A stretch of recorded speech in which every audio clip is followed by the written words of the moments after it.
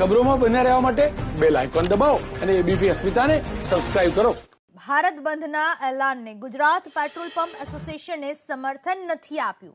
ગુજરાતના તમામ petrol pump આવતીકાલે રાબેતા મુજબ જ ચાલુ રહેશે. પેટ્રોલ પંપના એસોસિએશનના પ્રમુખે નિવેદન આપ્યું કે આવતીકાલે પુરવઠાની કોઈ સમસ્યા નહીં પડે. સમય પ્રમાણે રાબેતા મુજબ જ ચાલુ રાખવામાં આવશે તમામ પેટ્રોલ પંપ. ના, આમાં એવું છે કે આજે ખેડૂતોનું જે અભિયાન ચાલે છે એ ખાસ કરીને આખા ભારત દેશમાં જોવા જઈએ તો દિલ્હી બેઝ જ છે, હરિયાણા, પંજાબ.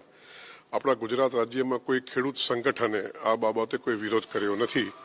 એટલે અમે ગુજરાતમાં અમને કોઈએ સપોર્ટ આપવા માટેની પણ વાત નથી કરી અને ગુજરાતમાં ખેડૂતના સંગઠને પણ કોઈ એજિટેશન કરેલું નથી.